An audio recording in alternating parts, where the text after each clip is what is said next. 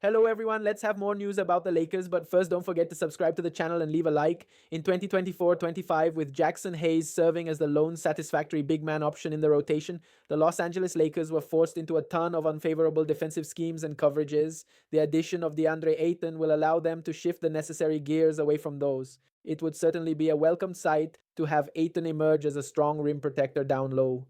The Lakers' defense would thrive with having a strong last line of defense if their perimeter options are beaten off the dribble. Even without that, the mere presence of the new Lakers center alone means less need for over-reliance on switching. There can be a ton more variance with how they deploy their defensive unit, allowing JJ Redick to add creativity to how his team will operate. Jovan Buha brought this conversation up on a recent episode of his podcast. The Lakers reporter admitted there will be real concerns with the personnel. However, that did not mean Los Angeles should simply back down from the thought of improving. They have to be selective with their switching and just admit that they don't have a switch-heavy personnel, especially with that starting group, Buha said. Whether it's Rui Hachimura or whether it's Marcus Smart, there are real limitations there. Buha continued, highlighting that while Ayton is not atrocious when switching onto some wings or guards, the strength of his defensive presence would come from a higher drop or playing up to touch. Mixing in blitzing or hedging was also brought up as a strategy. Ultimately, Buha did believe the best move was to have Ayton play coverage rather than getting him involved in defensive switching.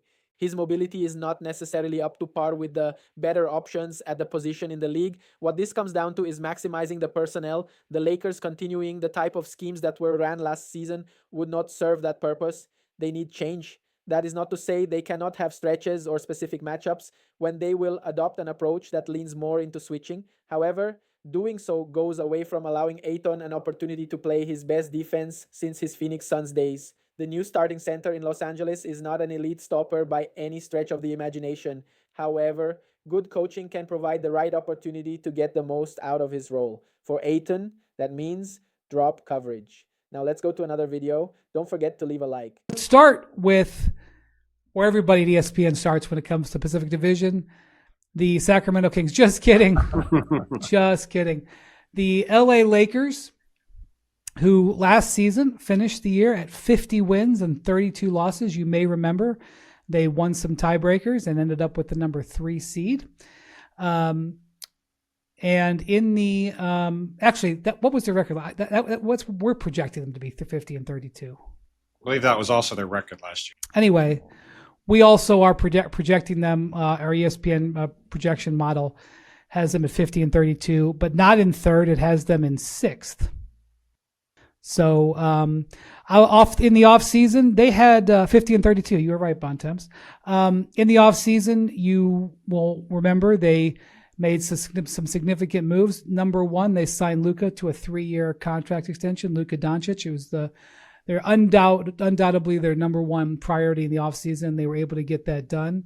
Did it happen on the first day that he could sign? It did. He just paused that or had the Jordan tour in right there in LA and was there on August 2nd, signed that bad boy, no questions, boom, off they went. So that was a big thing for them.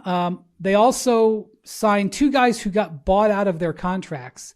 Marcus Smart, who got bought out by the Wizards, and the more surprising one, DeAndre Ayton, got bought out by the Portland Trail Blazers. We didn't necessarily see that coming, at least not when it happened, and he signed a 2-year deal with the Lakers, will be their starting center. And then they signed Jake LaRavia. They did that on June 30th. That was actually their first move, was signing Jake LaRavia, who's it's an interesting case study. We can get to him in a second. So the other thing, of course, is LeBron. LeBron had this situation where he picked up his player option, and his agent, Rich Paul, gave comments to Shams Charania that indicated LeBron was not really sure what his future was going to be. And then silence. There has been no further on the record discussion from Rich Paul, no on the record comments from LeBron James, even though he was just in China. He didn't have any quotes while he was there that really addressed it.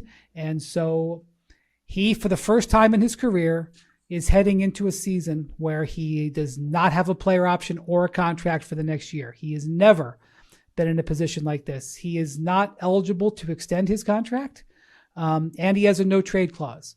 So very likely will be headed towards unrestricted free agency. Now, he has certainly been an unrestricted free agent a whole number of times in his career, but has never been in this situation where his team is not invested in him and has chosen not to invest in him past this year. Rich Paul, I think I should just say he told me that they didn't have material conversations with the Lakers about a new contract. That can be a statement that can be taken a bunch of different ways. Maybe they knew what they were going to get. Maybe they expected the Lakers to offer, but it wasn't like LeBron asked for a new deal and the Lakers said no. And the Lakers, according to Rich, didn't come to them and say, here's a new 2-year or 3-year contract. So that's sort of the backstory of their offseason, which is there's a lot there, Bontemps. To me, I'm more interested because I know LeBron's going to be a Laker at the end of the month because he has a no trade clause. I know Luka is invested in being a Laker. I know they have these new players. We talked the entire season last year about how they needed perimeter defense. They lost Dorian Finney-Smith and added LaRavia and Marcus Smart. On the court, with what the team that they're going to have on opening night, do you think the Lakers have materially improved on their 50-win team that was in the middle of the number 3 to number 6 seed morass last year? I mean, maybe. I would say the biggest argument that they've improved, and McMahon has talked about this, is that if the expectation is you're going to get a better version of Luka than last year, I think you could also make an argument you won't get as good of a version of LeBron as last year just because he is the oldest player in the league. And while he has defied Father Time in a way basically nobody ever has, there is at least some possibility he will regress. And then a lot of these other guys are question marks. Like Marcus Smart has basically not done anything for 2 years. If Marcus Smart from the 2022 NBA Finals shows up, that's an improvement for the Lakers. If the Marcus Smart, who was not very effective for Memphis or Washington, shows up, I don't think that's going to make a significant difference for them. DeAndre Ayton is probably the best option that they could have gotten realistically in free agency at center. But again, we're damning with faint praise there. Like DeAndre Ayton is also not, I would say, some massive difference-making player. No, maybe he'll get with LeBron James and Luka Doncic like he was the year when they went to the finals with Chris Paul in Phoenix and have a great year. I wouldn't rule that out. But I would say on the whole, the Lakers are probably a little better. I also think one thing that really hasn't been talked about a lot is basically this entire team is up for a contract this season and going into next summer. Yeah, let me go through it right now. So LeBron, we already mentioned. Yep. Rui Hachimura is in the last year of a deal paying him $18.2 million. He's extension eligible. That could get extended. Austin Reeves makes $14 million this year. He has a player option for next year, which is widely expected him to not pick it up and become unrestricted. Gabe Vincent is in the last year of a deal paying him $11.5 million. Maxi Kleba is in the last year of a deal paying him $11 million. I mentioned Ayton got a 2-year deal, but the second year is a player option. So technically he can opt out and be a free agent. Marcus Smart signed a 2-year deal, but he has a player option. He can opt out and become a free agent. Jackson Hayes, is up. He can be a free agent. All those guys. You want the shorter way to do this? On the Lakers' whole roster, there are 4 players who have a guaranteed contract for next season. Luka Doncic, Jared Vanderbilt, Jake LaRavia, and Adu Thoreau, their second-round pick. Bronny James is partially guaranteed. Dalton Connect has a team option. Everybody else either has a player option or is an unrestricted free agent. Now, that could work out great, but that also could be a thing that causes a lot of issues, and you have a lot of guys trying to get paid and a lot of guys trying to be in the best situation they can going into next summer, right? So all that's to say that I think for the situation the Lakers were in, I think they did about as well as they could have. Obviously, getting Luka Doncic done is the only thing that really matters. That's a gigantic win for them to get him to sign for multiple years and to be there going forward. But there are a lot of questions, and I think it's going to be a very interesting test to see how JJ Redick handles things. Because, look, I would say he deserves a lot of credit for how they went through the season, and they, with some smoke and mirrors, I would say, had a pretty good defense for what they had. Then they got in the playoffs against the Wolves, and once they got stuck in a series against a team that could game plan for it, a lot of stuff on both sides of the ball didn't look so great. So it's going to be a very interesting season in LA. But look, the fact that Luka has had a wake-up call and is taking conditioning seriously, is he going to maintain that commitment? We'll see. There have been a couple of times where he's taken it seriously and then that didn't keep it up, but he seems to have had a wake-up call. There seemed like he was more of a leader during Slovenia's Eurobasket than I've ever seen him be. He's a guy who's been a 5-time first-team All-NBA selection despite constant condition concerns and immaturity. If he's turned a corner on those two things, he's always going to yell at refs. I don't sweat that. But if he's turned a corner there and he's playing in the low 240s, high 230s, that's a drastically improved version. Well, let me just stop you real quick. He can yell at refs, but yelling at refs and not getting back on defense in the playoffs is a maturity. Oh no, it's been a constant. I'm just saying, like, if he's going to maintain the weight stuff, he ain't ever going to be a perfect angel. But you're right. The rest stuff is serious. But he has shown more commitment and more maturation this summer than he has any other time during his career. And then look, DeAndre Ayton, he needs to turn a corner in the maturity realm as well. There's a lot of flaws there, but they were starting Jackson Hayes at center last season. For sure. Guys. Like, he is a drastic upgrade. And I've said, I think DeAndre Ayton will either be a long-term piece or a short-term circus fire. I don't think there's a whole lot of in between. And the guy's talented. There's no question about his talent. Is he going to do all the things he needs to do to help the Lakers win? If he does, I could see him being Luka's, not his co-star, but his starting center for years to come. I will say this. So Jake LaRavia is an interesting signing. They gave him $6 million. He's buddies with Austin Reeves. I couldn't tell you that I was super familiar with his game, but I've watched some packages of clips that some people have prepared, both people within the NBA community and people on the outside, YouTubers. You went down a Jake LaRavia YouTube rabbit hole? I did. You were dedicated. I did because I thought because I was going to have to, because he signed with the Lakers, I had to talk about him in July. Okay. Like, he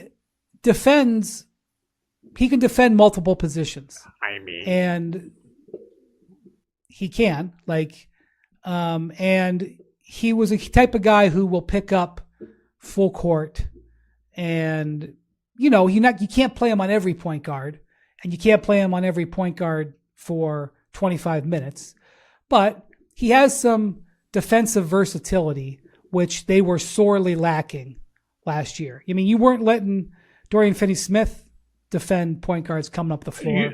I'm not going to sit here and listen to you imply that Jake LaRavia is a defensive upgrade over Dorian Finney-Smith.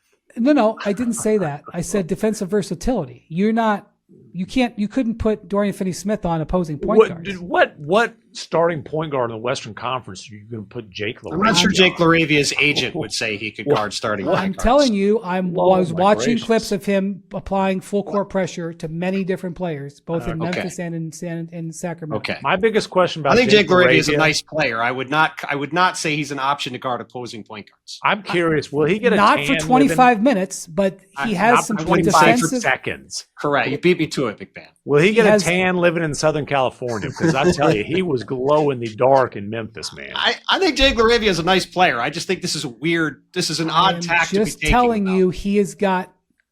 When I did some research, I saw that he's got more defensive versatility than I knew that he had. And so the Lakers are in need of that. I'm not saying he's doing it for 30 minutes. I'm just telling you that explains some of the reason why they didn't have cap space to go out there and sign a bunch of guys. Well, listen, Jake LaRavia at $6 million is a nice value swing, but I'm not going to. Maybe I'll end up saying, "Well, wow, Wendy, you were on that one." I don't see him move the needle defensively. I'm sorry. I say he's got defensive versatility. He is also 6'8". He has size and defensive versatility. That's all that needs to be said about him. I'm not going to say anything more about him. I'm I'm just saying, I watched some film and I did not know that he was defending 1, 2, 3s, and 4s. Are you telling us he has I saw. deceptive athleticism? I did not say that. I just said he's 6'8", and I watched him defend 1, 2, 3s, and 4s, which they didn't have guys. They didn't have a lot of guys who could do that last year. Please send me the clips of him guarding point guards. I got to see these. They exist. What do you want me to say? So I'll point out something on LeBron. He played the last 2 seasons. He's played 71 in 70 games. He this last year averaged 24 points, 8 rebounds, 8 assists, shot 51% overall from the field. His 3-point percentage was 37%, 38% if you round up, which was down from the year before. He did have a knee injury during the playoffs last year that knocked him out and slowed down his summer. So we'll see if that affected him at all. Those are still pretty strong numbers. There are definitely nights when his energy is higher than others. There are nights when he looks old, and there are nights when he looks like he can still completely take over a game. So he is going for his 22nd consecutive All-NBA team this year. It's insane. So he's made the All-NBA team. He has continued to make the All-NBA team regularly, despite slowing down. And listen, I get saying LeBron's production might dip this year. Like, it makes sense, but I'm not going to forecast that because the guy keeps defeating Father Time. I mean, he's not what he was in his, I guess, the peak of his prime, but he's still an All-NBA player. It's insane. I can't speak to where he's at spiritually about wanting to play longer. What I can tell you is his play on the court is not indicating somebody who's near retirement. Now, no, he's still one of the 10 or 15 best players in the league. Easy. He's got to want to do it. He's got to put his body through it. All of that stuff. I keep hearing people like, this might be the last year. This might be the last year. Look, he's been linked to potentially playing in other leagues. I don't know, maybe. But if he stays healthy, I do not see LeBron James slowing down. Yeah. Maybe he's tired of doing it, but I do not see LeBron James slowing down that much. Safe bet based off history. And by the way, LeBron's going to remain good has been a good bet for about 23 years. So. And I'm still on that side of it. Jackson tells us that Luka, he averaged 35 points, 34.7 points in the Eurobasket, which is the most points anybody in Eurobasket has averaged since 1989. Pretty good. He was the one guy who didn't make the Final Four, who did make, I forget what they call it, who basically made their All-Star team, the top 5 players. Yeah.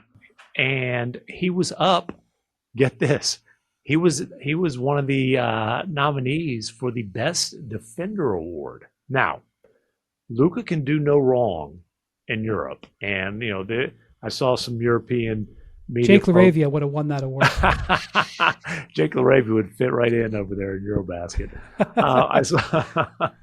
I saw some folks indicate, this shows that the rap that Luka has in the NBA has always been wrong. It's like, no. Okay. But in all seriousness, though, if the Lakers are going to be an improved defensive team, I think Luka will have a lot to do with that.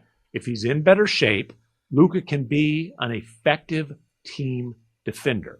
And he won't have to take 6'8". 6'8" goes a long way. You want to start with being a good perimeter defender, start with being 6'8". Well, and he's 6'8". He's strong as hell. I've always said one of Luka's best defensive strengths is that you can hide him on multiple positions. He does have great hands. I'm serious. I've never heard you say that. That's true. No, but I'm not kidding. I like it. For example, Trae Young, you can't hide him on multiple positions. That's true. Luka, you can put him on a 4 and he's going to rebound his position. Luka can be a great help defender. He's got great hands. He's got great instincts. Luka's always going to have a little bit of trouble staying in front of guys. But, when he's obviously in better shape, it's a lot easier, and he doesn't have to rest as much on that end of the floor. You can build an elite defense protecting Luka, with Luka on the floor. It's been done. It's been done twice. The Mavericks, when they went to the Western Conference Finals, ranked 7th in the league in defense. When they went to the finals, they ranked 1st in the league over the last quarter of the season in defense. Luka has contributed to outstanding NBA defenses. The Lakers need that to happen again this season, and he's put himself in a physical condition that I think you can be optimistic about that. Well, and the other thing real quick on the Lakers too is Austin Reeves is going into a contract year and he expects to make an awful lot of money next summer. So coming off of playoffs where it was pretty rough against Minnesota, it's going to be a very interesting year for Reeves in LA to see how he does, in the playoffs, assuming the Lakers are in the playoffs as we expect, and to see what his market is next summer and what he commands and whether he ultimately is there or not. That is going to be a subplot to watch all year with them. I'll tell you what, All three right, white next guys up- and a 40-year-old looks like some of the pickup lineups that I play in. Yeah, you're a long way. The Los Angeles Lakers have reportedly shown significant interest in Miami Heat forward Andrew Wiggins this offseason. However, their front office, led by Rob Pelinka, may be reluctant to meet the Heat's high asking price. As such, the Lakers may be best served scouring the NBA for a Wiggins alternative. Fadeaway World believes Philadelphia 76ers forward Quentin Grimes, a restricted free agent, could be the perfect fail-safe option if the Lakers can't land Wiggins. The proposal would also see the Lakers part with 2 players and a future protected first-round pick. While Grimes isn't the quality perimeter defender that Wiggins is, the 25-year-old may be a better offensive player and has a lot of upside to grow into a better all-around player. Last season, he averaged an impressive 21.9 points, 5.2 rebounds, and 4.5 assists, while draining 2.9 threes per game for the 76ers. Grimes possesses the perfect skill set desired by modern NBA teams, especially his catch-and-shoot ability. He isn't as physically imposing as Wiggins, and his defensive reputation, while strong, is not yet cemented at the same level. Critics argue that his numbers from last season were circumstantial, the byproduct of a Sixers roster riddled with injuries. But Grimes is only 25 years old and already considered an elite perimeter defender with sharp footwork, the ability to navigate screens, and quick hands to generate steals. Unlike Wiggins, who is firmly in his prime, Grimes still has room to grow. With nearly $145 million committed to their big three of Joel Embiid, Paul George, and Tyrese Maxey, the 76ers are in a tricky spot entering the 2025-26 season. If they pay Grimes what he desires, they'd be locking themselves into a hole in the 2026 and 2027 offseasons when several superstar players could hit the open market. Furthermore, the proposed haul for Grimes could help them in a number of ways. Jared Vanderbilt could slip into a power forward role next to Embiid, and Necht could continue to grow as a sharpshooter off the bench. Vanderbilt gives the Sixers a versatile defensive forward who can switch across multiple positions, rebound, and do the dirty work alongside Joel Embiid. His contract is manageable, and his hustle-first game fits well on a roster that already has offensive stars. The bigger prize might be Dalton Knecht, the rookie sharpshooter who averaged nearly 22 points at Tennessee and shot almost 40% from 3. The Lakers could be betting on his ceiling rather than relying solely on his current resume. He's on a cheap rookie deal and could step right into Nick Nurse's system as a floor-spacing wing around Embiid, Maxey, and Paul George. Add in the 2031 first-rounder, a pick that could carry significant value if the Lakers are rebuilding by then, and Philly gets a mix of youth, depth, and long-term assets.